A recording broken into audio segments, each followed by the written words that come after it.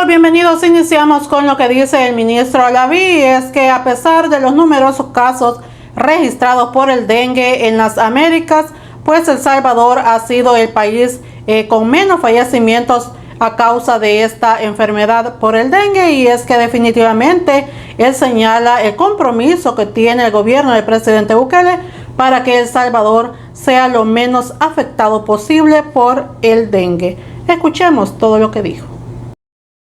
7 letalidades, ministro. 7 letalidades, 7 letalidades, desgraciadamente. Creo que es muy importante el ver cómo hubiéramos deseado no tener estas letalidades.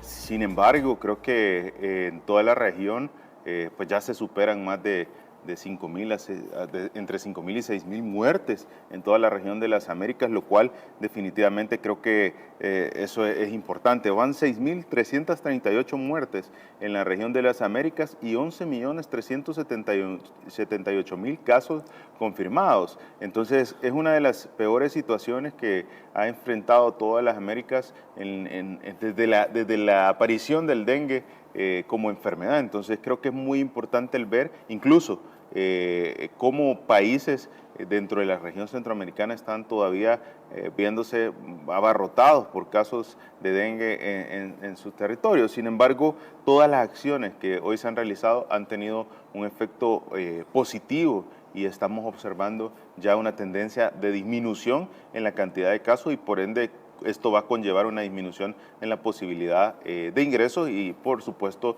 en ese porcentaje de pacientes que tienen que requerir un manejo ya de unidad de cuidados críticos. Sí. Se ha convertido en un ejemplo para muchos, y esto les ha ocasionado una molestia, y es que definitivamente El Salvador pasó de ser uno de los países más violentos a ser uno de los más seguros, y claramente la población de otros países le exige a sus gobernantes que tomen el ejemplo del presidente Bukele. Y es que definitivamente no es que no se pueda solucionar el problema de la criminalidad, sino que no tienen voluntad política, cosa que el presidente Bukele pues le sobra, ya que sí lo logró. Y bueno, El Salvador ahora vive en completa tranquilidad y seguridad, y el señor René Martínez asegura que esto pues les ha ocasionado molestia a muchos, y aunque a la oposición se retuerza y le arda, pues es un mérito que solamente se le puede adjudicar al presidente Bukele. Escuchemos.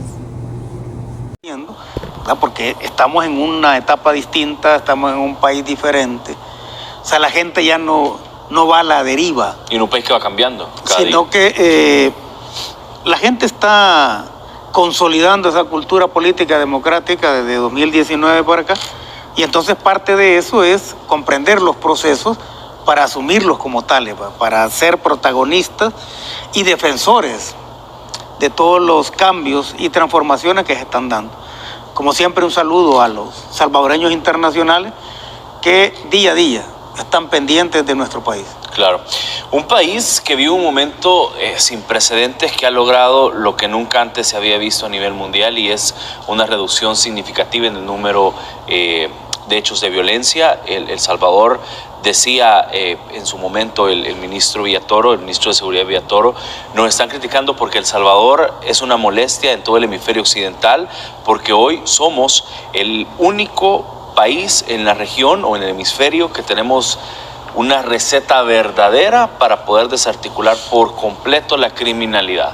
A partir de esta declaración que decía en su momento el ministro de Seguridad, ¿cuál es el análisis que se puede hacer a esta hora de la noche y en este día?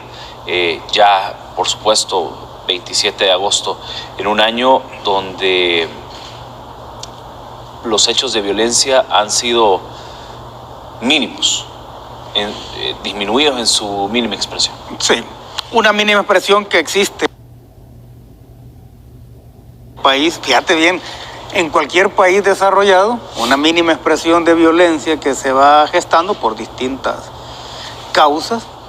Pero ya que estemos hablando de que estamos en el mínimo de violencia, en un país que hace poco fue uno de los más violentos del mundo, o sea, eso es un legado histórico que va a permanecer durante siglos,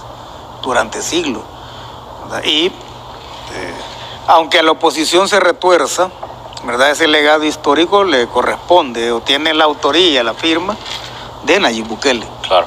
Ahora, por eso es que, como dice el ministro Villatoro, El Salvador se ha convertido en una molestia, porque al final sos un ejemplo de que se pueden resolver, o que se puede resolver ese que es el problema principal de toda la región continental.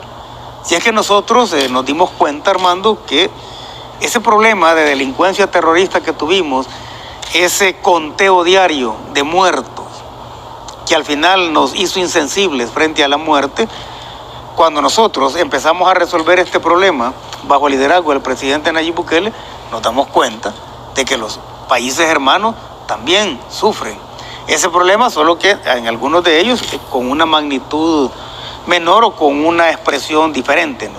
Pero bien, entonces El Salvador resuelve ese problema y entonces te convertís en una molestia para todos los demás países, porque se está demostrando que se puede resolver el problema si tú tienes la voluntad política, tienes el liderazgo nacional y transnacional suficiente como para lograrlo, y entonces los otros presidentes empiezan a sentir la presión. Sí. Eso por un lado. Por el otro, y la misma gente de los ciudadanos de otros países lo están pidiendo, lo están presionando. Y es que lo que pasa es que la gente se da cuenta, ¿no? O sea, la gente se da cuenta de que en El Salvador se resuelve el problema. ¿Por qué en El Salvador pasa y no aquí? Correcto. Entonces te dicen, bueno, miren, El Salvador tenía un problema de criminalidad mucho mayor que el nuestro, o mayor que el nuestro al menos, y entonces allí se resuelve. Y se resuelve en cuestión de 3 años, porque ni siquiera fueron los 5 años de gobierno del presidente, porque los primeros 2 hay que decir que fue una cuestión complicada.